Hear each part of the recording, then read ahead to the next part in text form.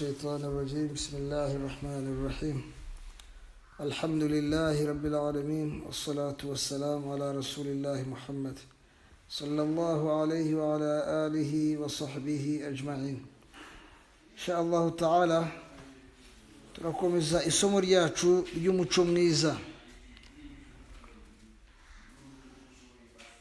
aho twabonye inkingi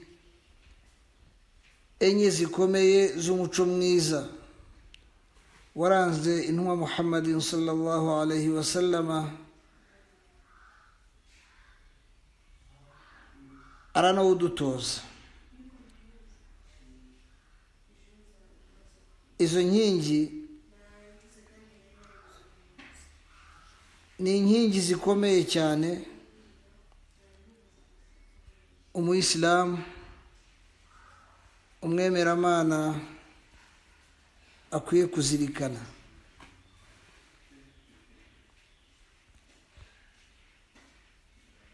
Kana ahsanu nnasi khalqan wa khuluqa, ngo yarateye neza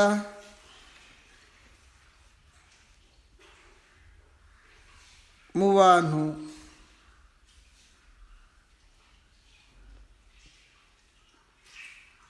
ndetse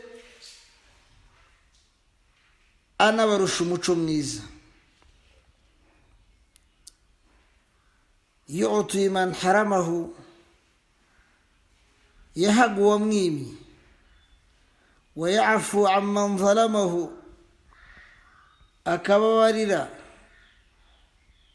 uwamuhemukiye cyangwa uwamuhuguje, wa yasilu man qata'ahu, akabanira umwicaho udashaka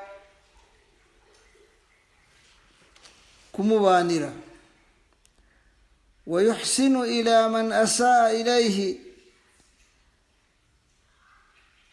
akitura ineza uwamugiriye nabi, akagira ineza akagirira neza uwanze kuyimugirira. Wa hadhihi usulul akhlaq, ngiyi niyo misingi y'umuco mwiza, niyo fondasiyo y'umuco mwiza. فعلينا الاقتداء به في سائر أحواله, ni kuri twe ni ngombwa, nicyo bivuze kugera ikirenge cyacu muke mu bye byose.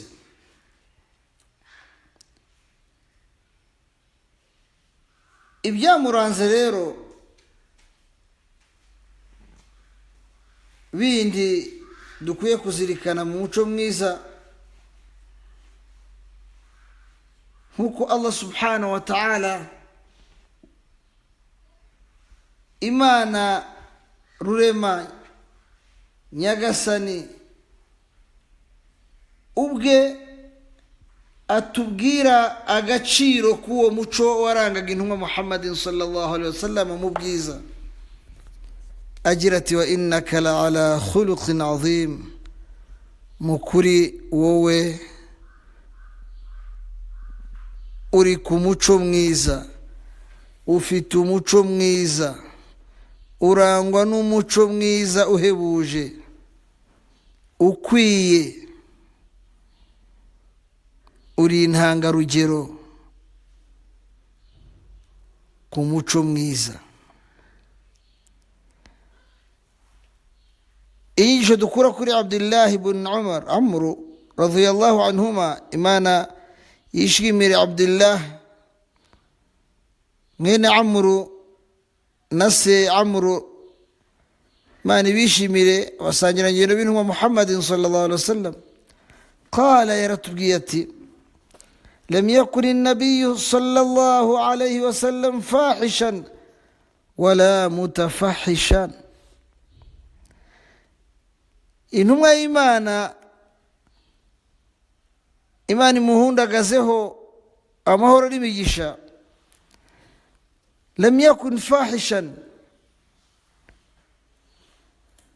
ntiyacumuraga, wala mutafahishan, nta n'uwo yacumuzaga. Rasul ntiyari umunyamanyanga nk'uko tubyita mu rurimi rw'iki gihe, nta n'uwo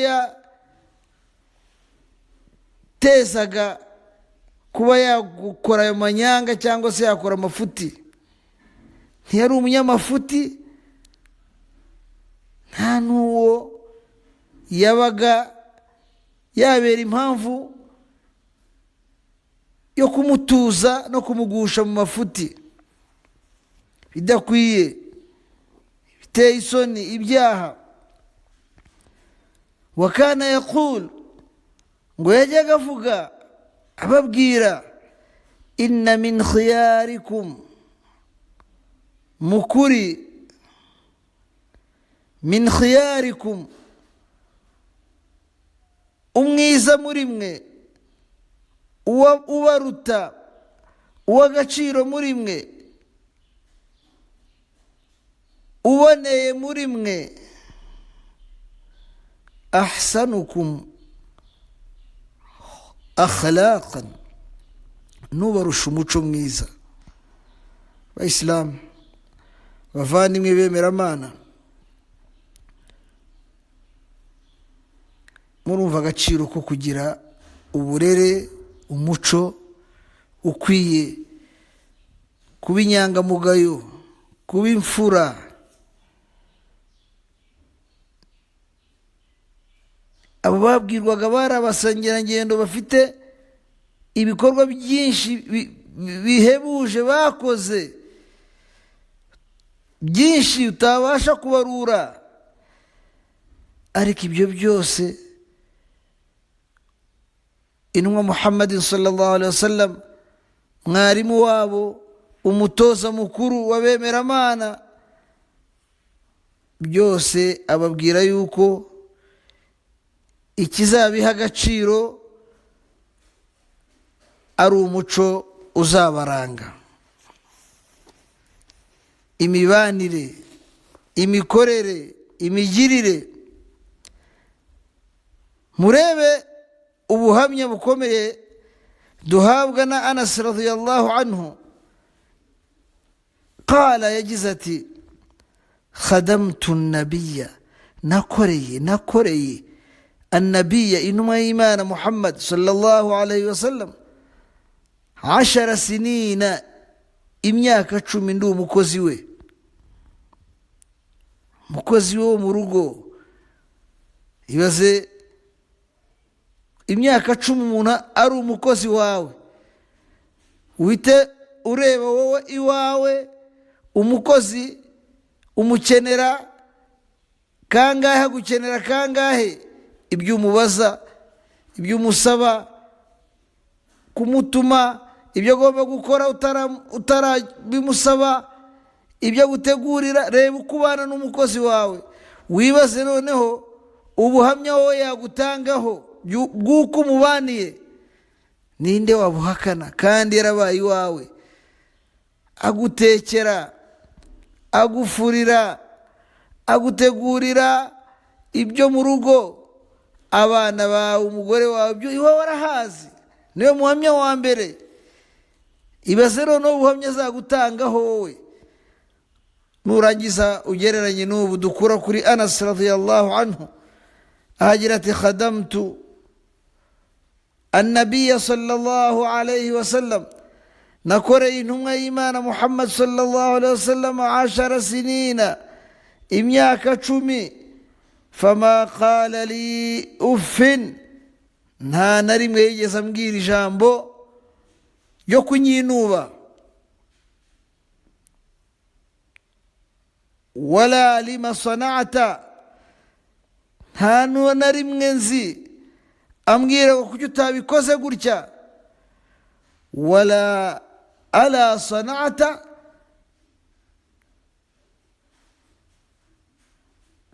cyangwa se ambwira ati ala ese ala sana'ata ntiwabikoze. Muttafaqun alayhi. Iri jambo ririmo ubuhanga bukomeye bukwereka imibanire y'agaciro yo kubana n'umuntu ufite uburere n'umuco kugeza ubwo mubana imyaka 10, ugatekereza igihe yaba yarakubwiye nabi ukabibura, igihe yaba yarakwinumbye ukabibura, igihe yaba yaragucyuriye ukabibura, igihe yaba yaragukomerekeje akagutesha agaciro ukabibura. Uko niko Nabi Muhammad sallallahu alaihi wasallam yabaniye kugeza no kuri wa wundi abenshi dukunze kwirengagiza agaciro ke, ariwe wa mukozi wawe wo mu rugo. Hadithi ni nyinshi Rasul sallallahu alaihi wasallam adutoza uko dukwiye kubabanira. Idha at'amtum fa'timuhum, yizini nyigisho nimurya mufata amafunguro mujye mubafungurira nabo. Hari abantu bakunze kwibeshya ko ari abayisilamu, ugasanga ubona ubuyisilamu ni nk'uburasirazuba n'uburengerazuba. Arya umuceri agahahira abakozi b'ibijumba, imyumbati, isabuni imufurira ntago umukozi yayikoraho, ayikoresha mufurira, ariko umukozi akiguririye muri ka gashahara kantica ntukize. Ibindi byinshi yitesha agaciro k'umuntu kandi nta kindi kigutandukanyije nawe usibye ko Allah yamworoheje kugira ngo aze kugufasha ubashe kubaho, kubera yuko atariho wavunika cyane, wagorwa, ubuzima bwakugora mu Islam. Umusigira abana bawe, ukamusigira urugo rwawe, ukamusigira inkono zawe, ukamusigira ububiko bwawe bw'ibiryo byose, akabikurindira, ukamuhemba kumusuzugura, ukamubwira amagambo ushaka nabi kandi ntacyo umurushije usibye igeno rya Allah subhanahu wa ta'ala yahindura ukajya munsi ye. Kandi ibyo tujya tubibona. Karamuhu sallallahu alayhi wa sallam,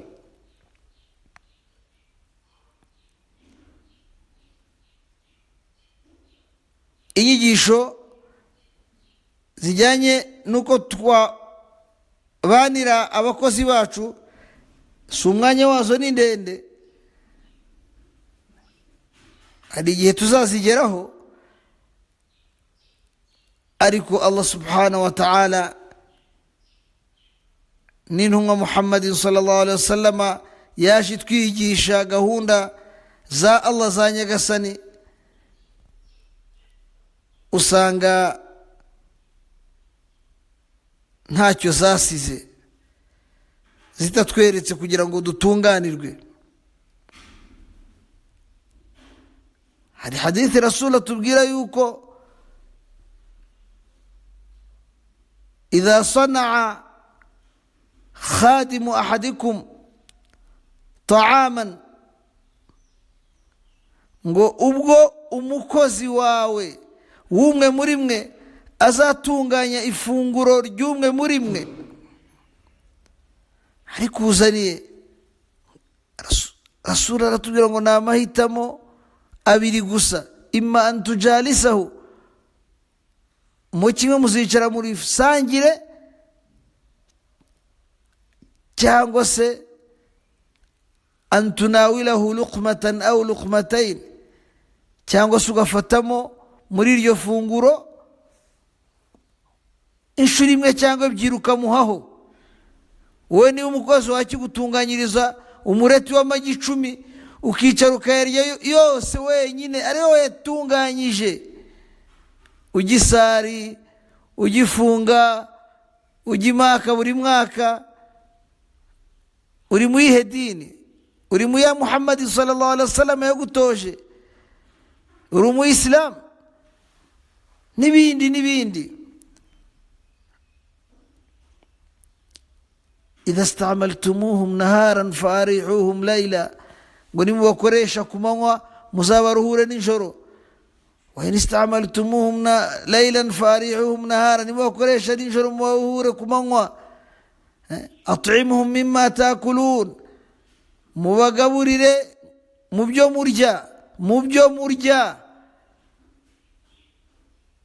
waksuhum mimma talbisun, mubambike nkuko namwe mwambara, namwe murambara nabo bambare.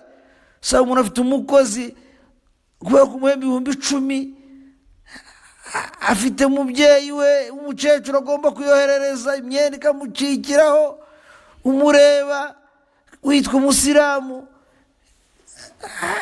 akagira impumuro idakwiye kubera ko ayo mavuta ntiyayagura muri ka gashahara. wowe ufite ibyo umena, umuntu murabana uramufashe nk'inyamaswa kandi urita umuyisilamu. ntabwo uri umuyisilamu, uri mu dini wihangiye.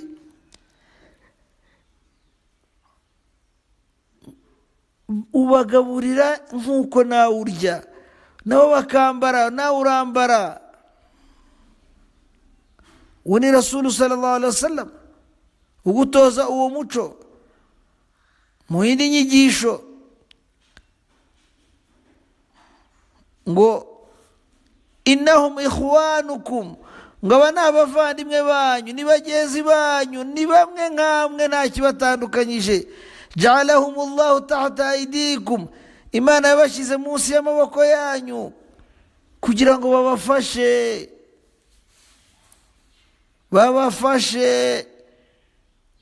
bitekerezeho icyo akumariye, nimagirirane ubuzima.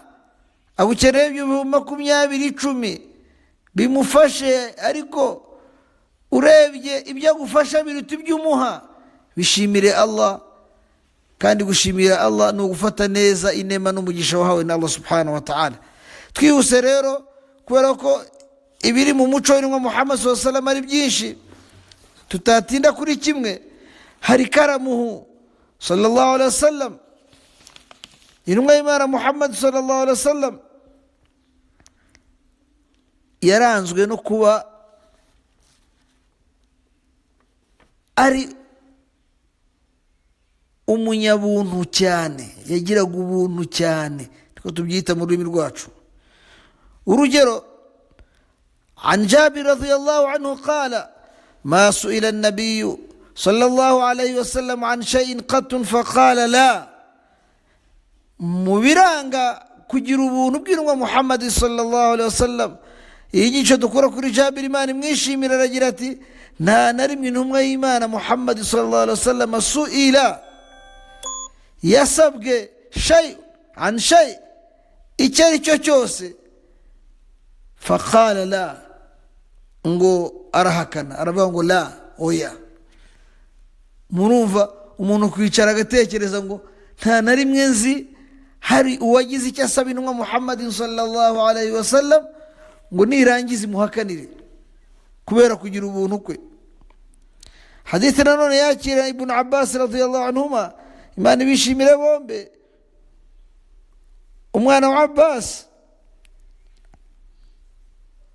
kana Rasulullah sallallahu alaihi wasallam qala, aratubwira ati intumwa y'Imana sallallahu alaihi wasallam kana ajwada nas, yari umunyamuntu kurenza abandi bose. ajwad, umuntu ugira ubuntu kurenza abantu bose, ntawamurusha kugira ubuntu wabona. wa kana ajwadu ma yakunu fi Ramadan, noneho ngo yagiraga ubuntu bihebuje birenze muri Ramadan, byararutaga, byaragahebuzo. hina yalqahu Jibril, ubwo yahuraga na Jibril. wa kana yalqahu fi kulli layla, min Ramadan, kuko bahuraga buri joro rya Ramadan. Fayudarisuhu, akamwigisha Quran. Uwigishaga intumwa y'Imana Muhammad sallallahu alaihi wasallam ni Jibril, malaika Jibril. Buri joro yaza kwigisha intumwa y'Imana Muhammad sallallahu alaihi wasallam ukwezi kwa Ramadan. Aha biduha kumva agaciro k'ukwezi kwa Ramadan, kwabonutsemo Quran no kuyisoma no kuyiga. Kuna Rasul Jibril buri munsi muri Ramadan yazaga kumwigisha Quran. ngo fala Rasulullahi ajwad bil khairi min ar-rih al-mursala. ngo Rasul sallallahu alaihi wasallam iyo yamaraga kwiga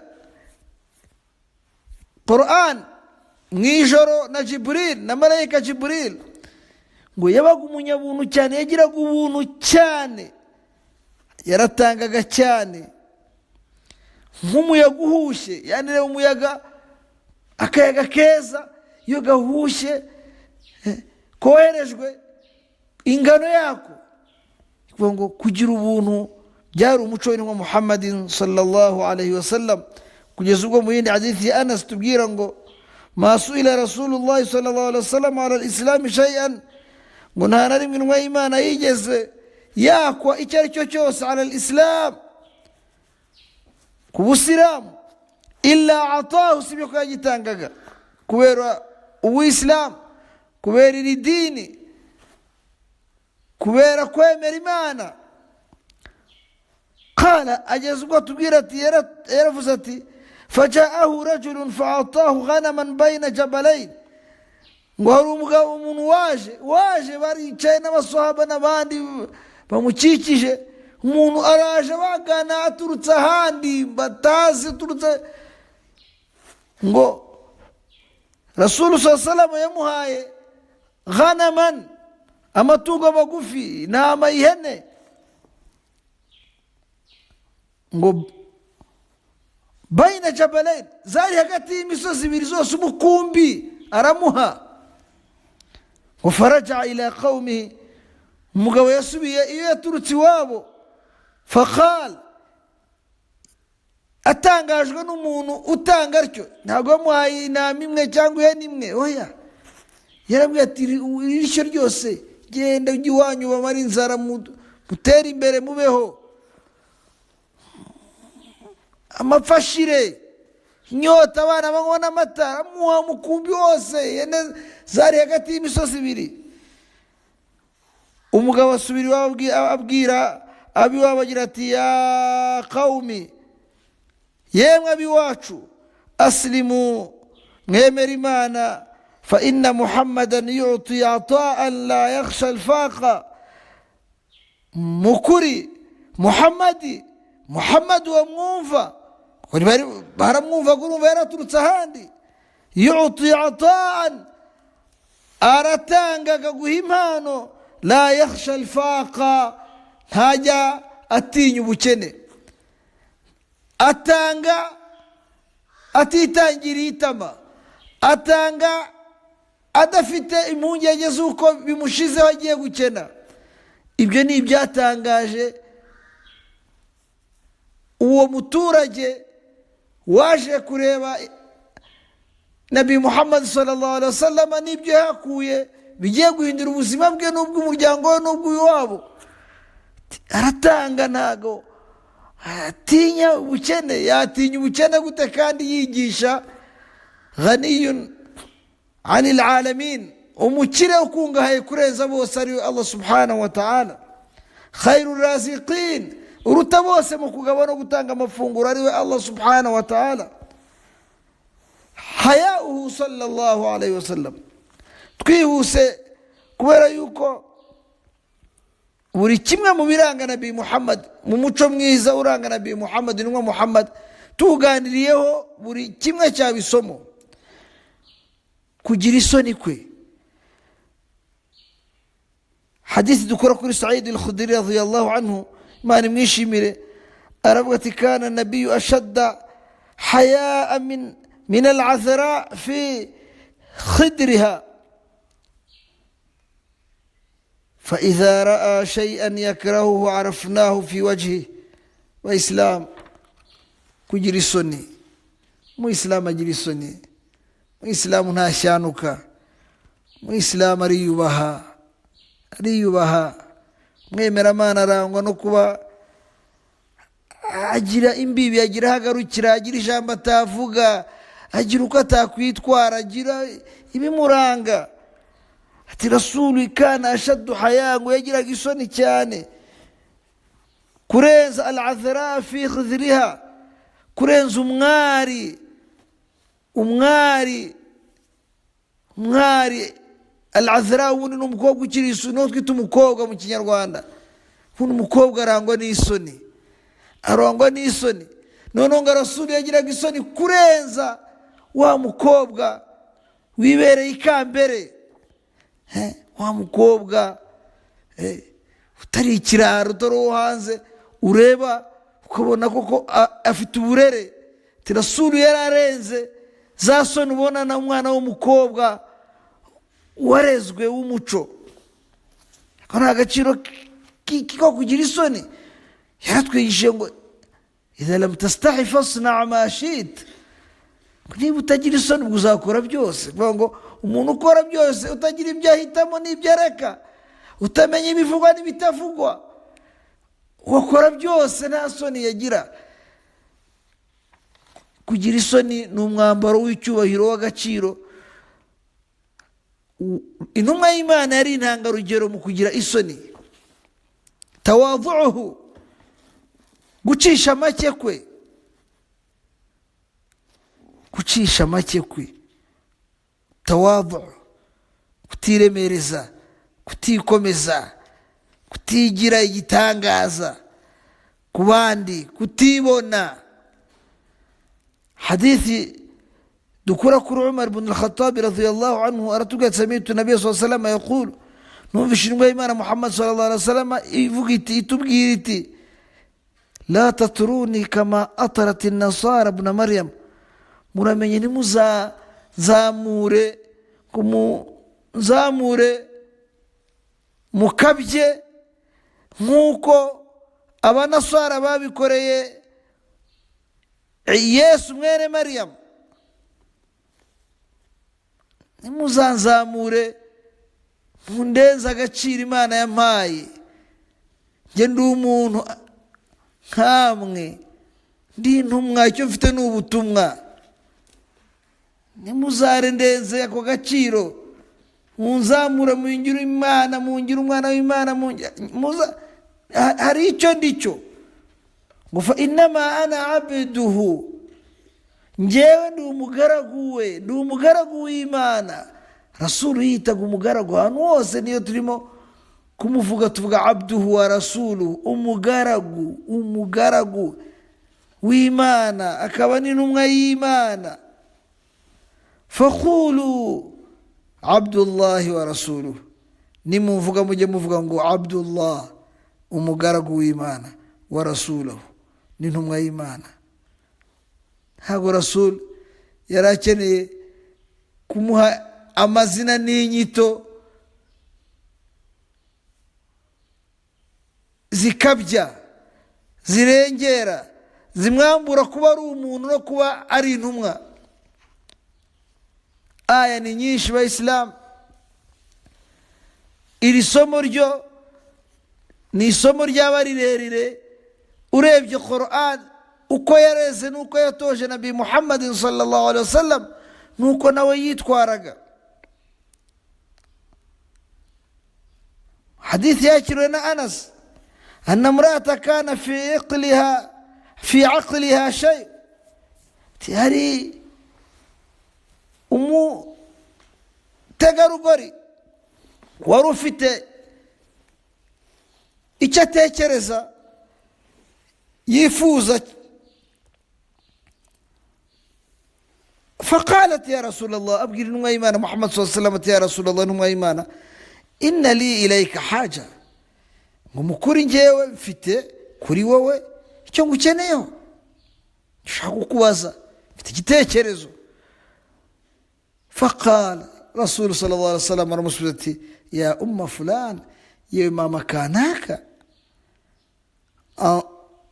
unzuri aya sikakin shit, reba hitamo aho ushaka kugira ngo ngusange umbwire icyo ushaka. Urumva Rasul sallallahu alaihi wasallam ntago ari wamubwiye uje nta appointment dufitanye, nta rendezvous, uzaza umunsi runaka nkuko tubikora. Oya, ahubwo no mutegarugori Rasulu ani nawe ahaye, intumwa y'Imana niwe ihaye guhitamo aho mworohera kugira ngo amutege amatwi. Murumva gucisha make kw'intumwa Muhammad sallallahu alaihi wasallam, gucisha bugufi, kwiyoroshya kw'intumwa Muhammad sallallahu alaihi wasallam, aho ni umuryango munini cyane urimo amasomo menshi. Niwabona uhera naho urangiriza uvuga uburyo yoroheraga abakene n'abababaye n'abana bato. Rasul sallallahu alaihi wasallam iyo yabacagaho niwe wabaramutsaga, iyo yacaga kuba mama ku badamu niwe wabaramutsaga. Aba bandi dusuzugura dutesha agaciro, Rasul yarabaramutsaga. Uyu ni umuryango munini wa Islam twazigisha nk'isomo ukwaryo, ukumva intumwa Muhammadin sallallahu alayhi wasallam arambwira ati hatta aqdi laka hajatak, hitamo sikak, akayira. Ubundi sika n'umuhanda, akayira. Urumva hari aho uri, tujye tugane hehe, umbwire igitekerezo cyawe, icyifuzo cyawe, nkigukemurire. فخلى معها في بعض الطرق حتى فرغت من حاجتها. bagiye iruhande mu muhanda, aramubwira amukemurira ikibazo. Ntabwo yabwiye ngo uzaze kuwa gatatu, uzaze nyuma y'icyumweru, uzaze mu biro bitangaje n'ibiki. Oya, Rasul iyo mwahuraga ukamubwira yagutegaga amatwi, yaba arimo kuvugana n'abandi akakubwira ngo ihangane gato, rebaho uburi ngusange gukemurira ikibazo. Iyo ni intumwa Muhammadin sallallahu alaihi wasallam. Mu yindi hadith ati yakira na Abu Hurairah ngo law du'itu ila dhira'in aw kura' la ajabtu wa law uhdiya ila dhira'un aw kura' la qabiltu. Ahangaha biratwereka uburyo yacishaga make, kuwamutumira uwo ari we wese kubera gusa akantu gato ufite kugira ngo mugasangire, cyangwa aho waba uri hose. Nkuko abamenyi badusobanurira iyi kura ko rishobora kuba ari n'izina ry'urugero rw'ahantu wakwita kure yagendaga kubera umuntu usanzwe wamutumiye. Uru ni urugero rwiza abayisilamu. Inema Imana yaguha, icyubahiro Imana yaguha, agaciro Imana yaguha, ubukire Imana yaguha, ubutwari Imana yaguha. Oroha, ca bugufi, kubera yuko watilka al-ayyam, ngiyo iminsi, ibyo ni ibihe, yudawiluha bayna an-nas, Imana isimbuza ibindi mu bantu. Hari icyo uri uyu munsi, ariko icyo uzaba ejo ntabwo ukizi.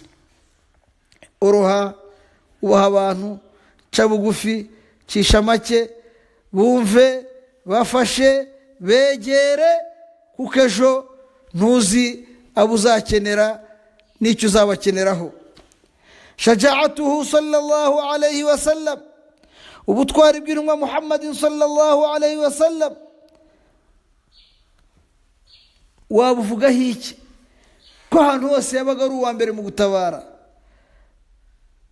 ko ku rugamba abantu iyo byakomeraga hari igihe bahungaga bakiruka agasigara ku mbuga y'urugamba wenyine babwira ngo ndi Muhammad, ndi intumwa y'Imana n'ukuri, akabaha morale. Kugeza ubwo hano umusangirangendo Anas ibn Malik wa wundi wabanye nawe imyaka 10 amukorera tubwira ati kana Rasulullah sallallahu alaihi wasallam ahsana an-nas wa kana ajwada an-nas, yarutaga abantu benshi mu muco, akagira ubuntu kurenza benshi, kurenza abantu. Wa kana ashja'a an-nas, yari n'intwari. Laqad fazi'a ahlu al-Madina, ngo hari kigeze gukanga abantu b'i Madina ذات ليلة rimwe mu ijoro. Mufantalaqa nasu qibala Saud, abantu barahuruye bagana ahantu bumvishe ijwi ryabateye ubwoba ribakanze. Fatalaqahum Rasulullah raji'an, bose bahuye na Rasulu yabatanzeho ubwo arimo kugaruka, aza bahumuriza. Wa khasabaqahum ila Saud, yabatanze kugeraho iryo jwi ryari riri. Wa huwa ala faras li Abi Talha, ari ku ifarasi Abi Talha yatabaraga mbere, yambariye urugamba, yatagira umuyobozi mwiza. Umuyobozi ni umubyeyi mwiza, umwumva icyahungabanya abe, cyahungabanya umutekano, uwa mbere mu kumenya n'iki kugira ngo atabara abantu. Ibyo ni ibyaranzwe n'umwa Muhammadin sallallahu alaihi wasallam. Hari nabo batubwira uburyo yitwaye muri Ghazwat Badr, urugamba rwa Badr rwa mbere rwari ruje kurimbura icyitwa ijambo Islam, ubuislamu n'abayisilamu. Bati twamubonye mu Badr wa nahnu naludhu bi Rasulillah, ubwo twari duhanganye turi kumwe nawe. Wa huwa aqrabuna ila al-adu, niwe waguri imbere hanganye n'umwanzi gutabara abantu be, yari umutabazi. Wa kana min ashaddi nasi yawma idhin ba'sa, ngo uwo munsi kandi abayisilamu bari bake, bari 300 sinzi n'abangahe, bahanganye n'abantu barenga 1000 baje kubarimbura b'Abakuraishi, ariko niwe wari uhanganye nabo uri imbere kumwe n'umwanzi. Rifquhu sallallahu alayhi wasallam. Twihuse noneho turebe Rasul sallallahu alayhi wasallam koroha kwe. Koroha hano bishatse kuvuga iki?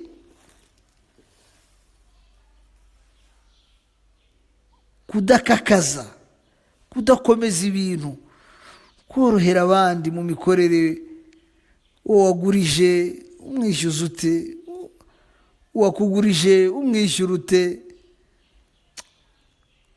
uwo murimo kugura mwumvikana mute, nkuko hatubwira mu yindi nyigisho ko umwemeramana ari samha, woroha. Hano murebe urugero ruhebuje bavandimwe.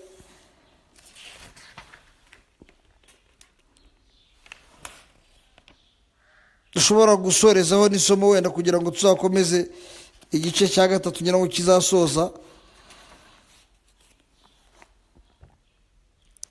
Rimwe n'umwa Muhammad sallallahu alaihi wasallam, hadith tukura kuri Abu Huraira, yicaye mu musikiti n'abayisilamu bamaze gusare,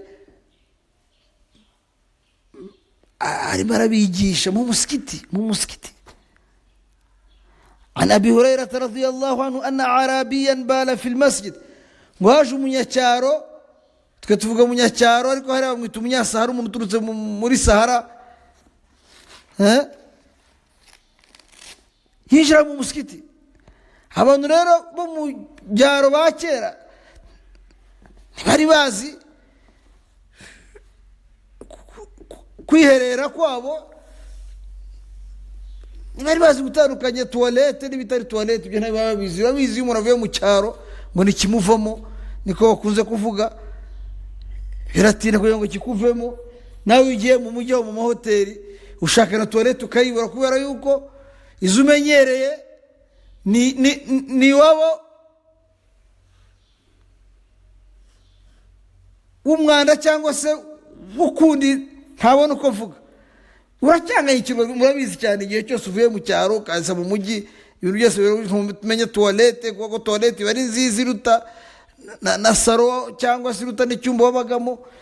uwo nawe yaraje bari mu musikiti yaramenyereye ko iwabo umuntu ahita ajya ku ruhande agahita yihagarika, yahise ajya mu nguni y'umusigiti aba arihagaritse aho ngaho mu musigiti.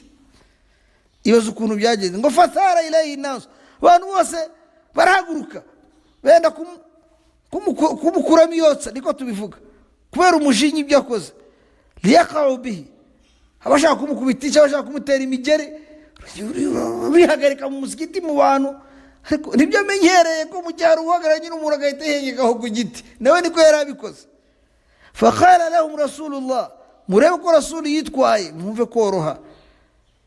da'uhu sallallahu alaihi wasallam, mana muhundagaze bamuremija, yaravuga ati mumureke ntimuhagarika wanza arangize kunyara, kwihagarika kwe, kuko guhita umuhagarika umutunguye bishobora kwica ubuzima bwe. da'uhu, mumureke asoze igikorwa arimo, kuko gifite icyo kivuze nacyo ubwacyo ku buzima bw'umuntu. harangiye tu ahariqu ala bawlihi dhanuba min ma, mugende muzana indobo yuzuye amazi mumene hariya ahantu muhasukure.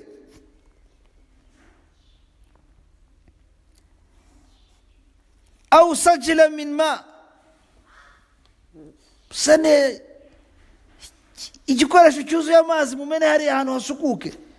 fa innama bu'ithtum muyassarin, mwebwe mwahawe ubutumwa mwoherejwe kuri bagenzi banyu muyassarin, mugomba kuborohera. walam tub'athu mu'assirin, ntago mwoherejwe, ntago ubutumwa nabuhawe ngo mubazanire kugira ngo ibintu byose mbishyiremo ikakaza bikomeze. koroha abayisilamu, kosora abantu ubabwira amagambo meza, igisha abantu ubabwira qawlan layina, ijambo ryiza. hari abantu bafite umuco wo kwigisha Imana, kwigisha abantu inzira nziza itunganye, ubona basa nk'abarwana bakangamira abantu bababwira nabi, ubona bari nkaho barenze n'intumwa. abo bantu mujya mubabona, umuntu akigisha abantu akabajya imbere bamwubashye, bamwicaye imbere, bamuteze amatwi, akabajya babwira nabi, akajya batonganya, akajya bacyurira, ntabwo biriya ari byo. biriya ni ibintu umuntu shayitani bigukoresha uzi urimo gukorera Imana. hana nibutse bagenzi bacu, umuntu aza ku musikiti yakwibeshya nk'inkweto yazishyira aho batateguye, ukabona undi arazifashe arazijugunye. ntabwo ari ibyo, birasa ubuyisilamu. ubuyisilamu mwerekere inkweto zano bazishyira, umuyobore, umubwire amagambo meza. umuntu aje ari umushyitsi wa Allah subhanahu wa ta'ala, yaretse byose yarimo, yarahugiyemo, ahitamo kuza gushaka imigisha n'imbabazi za Allah, ukamwakira n'inabi, amagambo mabi. yobora umuntu, mubwire neza uko ariko rasuli yarare. ibaze umuntu aje bakanyara mu rusengero ibyo abantu bamukorera, barangiza kandi bakabyitira urukundo rw'ubuyisilamu. wowe wakunda ubuyisilamu ukarusha intumwa Muhammad sallallahu alaihi wasallam, wakunda ubuyisilamu wagira imani ukarenza intumwa Muhammad sallallahu alaihi wasallam. inama bu'ithtum muyassarin, mwoherejwe kugira ngo mworohereze abantu. walam tub'athu mu'assirin, ntago mwoherejwe ubutumwa, ntimwahawe ubutumwa kugira ngo mujye gukomereza abantu, mubatere ubwoba, mubakange, mubahahamure. oya, uwisilamu ni ihumure, uwisilamu ni amagambo meza, uwisilamu ni urukundo, uwisilamu ni agahozo. naho umuntu agera akaruhuka akishima, akabona ituze, akabona urukundo n'urugwiro. Aisha radhiyallahu anhu, umufasha w'intumwa Muhammad sallallahu alaihi wasallam, nyina w'abemeramana, umugore w'intumwa Muhammad sallallahu alaihi wasallam, aratubwira ati anna Rasulullah sallallahu alaihi wasallam qala ya Aisha, intumwa y'Imana Muhammad sallallahu alaihi wasallam yaramubwiye ngo yewe Aisha, abwira umugore we ati inna Allah rafiqun yuhibbu ar-rifqa, Imana rafiq, iroroha, yuhibbu ar-rifqa, ikunda aboroshya. ويعطي على الرفق ما لا يعطي على العنف, ngo ihera abantu mukoroherana, ihera abantu mukoroha no koroherana. Ibyo idahera abantu mu gukakaza no gukomeza no gushyira mo agahato ku bandi. Bivuze ngo ibyo ushaka kugeraho gerageza ubigereho woroheye bagenzi bawe. Imana ihatangira byinshi kurenza ibyo ushaka kugeraho ukoresheje imbaraga n'agahato. وما لا يعطي على ما سواه. ngimana mukoroha itanga ibyo idatangira ahandi. Gerageza mu Islam mu gushaka riziki yawe, mu gushaka amafunguro yawe, mu gushaka haki zawe, ukuri kwawe, mu gushaka icyubahiro cyawe, mu gushaka agaciro kawe, ubigereho ku neza n'ihumure n'amagambo meza. Afuhu sallallahu alayhi wa sallam, niho tuzahera insha Allah kubabarira kw'intumwa Muhammadin sallallahu alayhi wa sallam birimo amasomo menshi y'Islam. Allah ati fa'af, babarira, anhum wasfah, unahanagure, inna Allah yuhibbul muhsinin, Imana ikunda abagira neza. Aba ni ababaga baramukoshereje, abamugiriye nabi, abamuhemukiye, Allah yamuhitiyemo intambwe ibabarira, kutihorera. insha Allah ta'ala tuzigamo byiza byinshi, tubone na rahmatuhu, tubone impuhwe ze, tubone dhahkuhu. Rasul sallallahu alaihi wasallam guseka kwe, yarasekaga ariko agaseka gute? Ari kumwe n'abagenzi be yishimye. Pukauhu, Rasul yarariraga, yarafite umutima wagasomerwa Qur'an, akumva iby'Imana ivuze, bakabona ararize. Rasul sallallahu alaihi wasallam tuzabonaho byinshi ko yitwaraga. Ghadabuhu, hari umurakaje yarakaraga gute? Niki cyamuteraga kurakara? Shafaqatuhu ala ummatihi, uburyo yaragiriraga impuhwe umma ye, abantu bose yarashinzwe kugeza ku munsi w'imperuka. Zuhuduhu, ukwigomwa kwe. Adluhu, ubutabera bwe. Hulmuhu, imbabazi yagiraga. Sabruhu, kwihangana kwe. Na shamailuhu. insha Allah ta'ala ibintu bizaza mu masomo akurikira. Wa sallallahu wa barik ala nabiyina Muhammad sallallahu alayhi wa ala alihi wa sahbihi ajma'in. Subhana rabbika rabbil izzati amma yasifun wa salamun ala al mursalin walhamdulillahi rabbil alamin.